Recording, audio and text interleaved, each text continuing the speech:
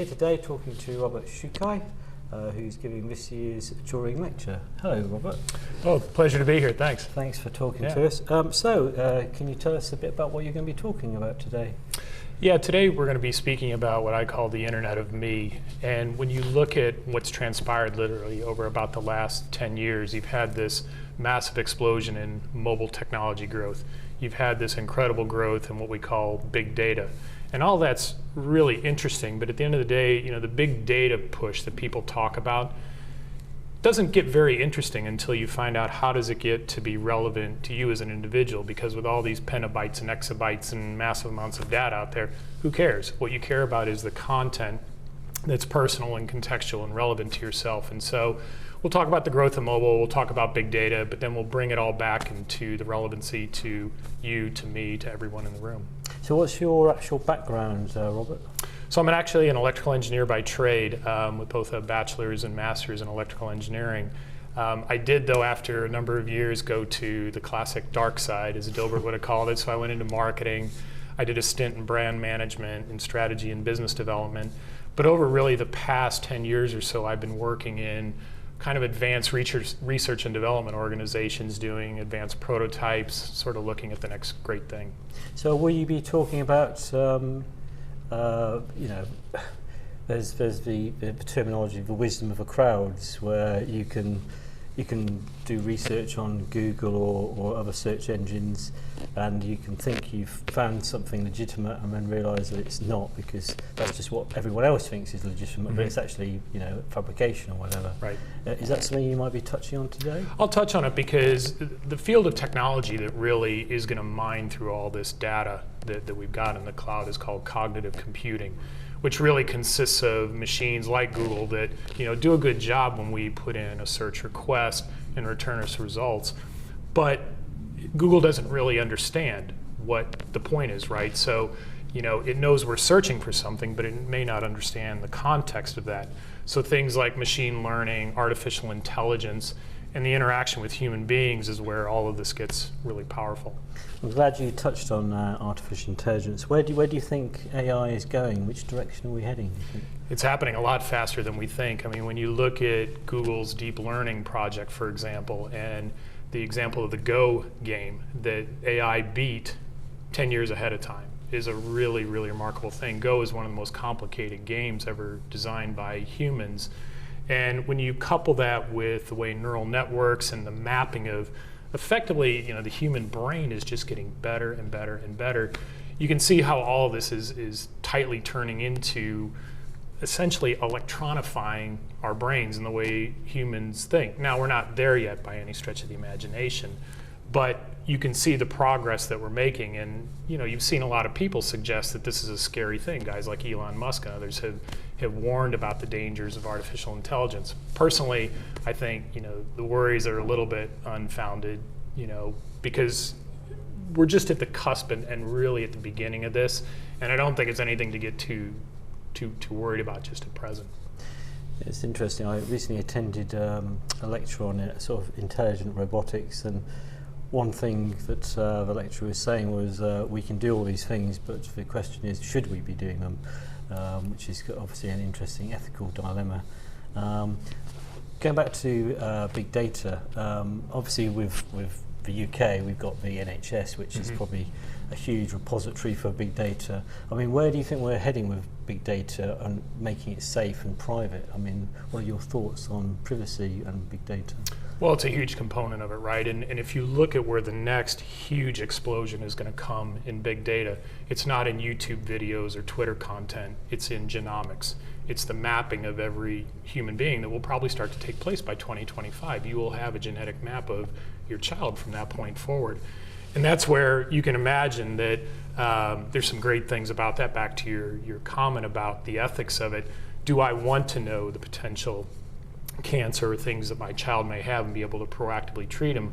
On the other hand, how do I protect that information so that it doesn't disadvantage them when it would come to insurance or future employment or things like that? So, we have to guard and we have to maintain that privacy around the information, but we have to also understand that it's coming, and it's better to think about it now than to kind of throw up our hands 10 years from now and go, well, now what? So are you more in the transparency camp rather than the kind of walled gardens camp when it comes to explain, trying to talk your way through what we do with big data? Because there's a lot of people who are very protective of it. But do you think we need to be more transparent, and therefore it kind of irons out a lot of the bumps in the road? Is that how you're well, I think it's a mix, and I think it comes down to the type of content that we're talking about. I think the world is moving more towards open data solutions. It's something that our own company at Thomson Reuters is doing, is opening up data sets to let people do interesting things that we may not do with it ourselves. That said, I think some of our own personal information shouldn't be revealed to prying eyes. Right now there's a raging debate going on in the United States over this Apple iPhone 5C and whether or not the FBI should have a right to have Apple break into that device because it was used by terrorists in a terrible incident. And balancing that right to privacy against the security, the safety aspects is a question that I don't think is going to get easily resolved in the next year or two. So looking at sort of IT more overall, what do you think the main challenges ahead going forward for the IT tech industry as a whole? I think the biggest thing really is the fact that, as has always been the case, technology outpaces what society is necessarily ready for. And so cloud computing is so cheap, setting up a company is so cheap, the possibilities are endless, and yet the legalities, the constraints, the issues that we have in terms of catching up with it is problematic. And encryption, again, back to this Apple example, is a great one, right? You have a lot of companies producing very, very secure messaging products. Great, fantastic, protects my privacy. On the other hand, what right should a government have, if any, to be able to peer into those communications? And I think you hit on another thing. We've got this amazing world of the Internet of Things coming. My Apple Watch is a wonderful example. Right now it's monitoring my heartbeat. But if that Apple Watch starts sending back my heartbeat to some place that I don't want, to again raise my insurance rates, maybe put me at a risk, maybe say I can't do this type of job or that type of job, that's not something I would personally want. So I think we're going to have this constant battle between technology outpacing where people are thinking about the legal, the privacy, the regulatory components of technology. Now, security is something that everyone's talking about. I've spoken to a couple of security experts over the last year, and they seem to be implying that we're kind of losing a war against the hackers and the cyber terrorists, if you like, at the moment. I mean, it's always a war of attrition and playing catch up with them all the time. I mean, do you think that we'll get to a point where we will kind of draw even and we'll actually beat the bad guys, or are we always going to be playing catch up, do you think? I think we're always going to be playing catch up. I mean, there's, to this day, Apple, which has one of the most secure operating systems, the jailbreak community still finds exploits to manage to do things and break into the software in spite of, their best interests. And of course, Android's just as easy to fork and to break and do all sorts of things. The scary part to me is that the mobile space hasn't been touched nearly as much as the personal computer space. Why go play in iOS and Android when Windows has had so many issues, right? And there's a great place for the people to play. And that's the general problem with software in general, right? Is that the minute you write it, it's never going to be perfect. There's going to be flaws. There's going to be exploits. And I just genuinely don't think that this is a game that you quote unquote win. You do best to minimize the bad effects that potentially happen is about as good as it's going to get. So what's personally exciting you that's coming out of your particular area going forward? So cognitive computing is massively interesting to me. I think it's a phenomenally exciting area when you look at the power of machine learning and artificial intelligence and what that's going to be capable of bringing to people and really taking this thing that we call big data and making it personal and relevant. One of the cool things that we've done at Thomson Reuters is we signed a deal last year with IBM to look at exploiting the Watson technology. And to me, I think this is going to be one of the most fascinating things for us to go and look at exploring. I think another fascinating area is blockchain technology. That one has so much opportunity, and put the Bitcoin piece aside, the fact that blockchain enables transactions to be conducted, back to what we were talking about. It's public. right? It's out there, it's decentralized. There's a lot of amazing applications that I think can take place using blockchain. Great. And coming to you more personally, I mean, do you have any sort of role models as you were going through your university years, etc., within IT or the technology space? I did. So when I was going originally through my engineering degree, Irwin Jacobs at Qualcomm, and he was writing the books on digital signal processing and digital communications essentially at the same time I was taking it. And if I look way back early on in my career, I was doing research and development work on the Cassini mission that was still is sending back these amazing pictures from its mission to Saturn and the moons around Saturn. Later, now, as I look at who my current role model is, without question, it's Astro Teller, who runs Google X. I think the way that they imagine and try to tackle these really, really big issues is phenomenal. It's exciting. It's cool. Every time you look at it, you go, I can't believe these guys are thinking about putting up balloons, for example, to deliver internet or try to tackle vertical farming or driverless cars. And I love the way they approach this sort of stuff and the mindset that they have around innovation. You mentioned driverless cars there. I mean, do you think we will all be driving, well, not driving, but being clients of driverless cars going forward? Can you see that? I think it's a technology that is going to work, and it is a thing that the consumers will like.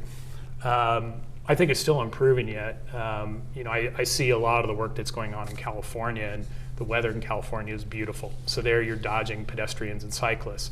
But then I go and I see some of the work that's done in the Nordics when you try and drive in snow and ice and not so friendly conditions, and there's some problems with it, right? So, is this one of these things that we're going to see happen on a massive scale in the next 10 years? No, but when you look at, again, people like Google, people like Tesla, who are already putting this functionality in, there's a lot of good things that can happen.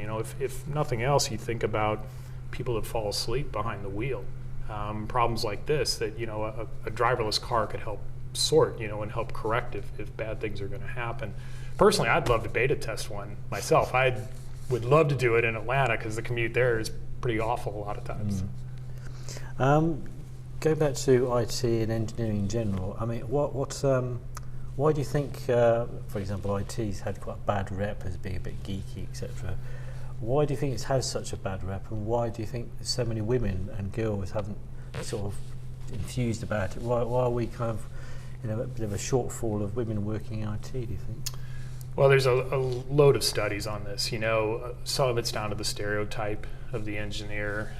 Some of it is the bad behavior that you see reinforced in a lot of the startups and the bro culture that makes women feel inferior, puts women down, and it's horrible. I have a daughter who wants to become a software developer, and I've been very clear to her about the kind of environment that she could potentially walk into.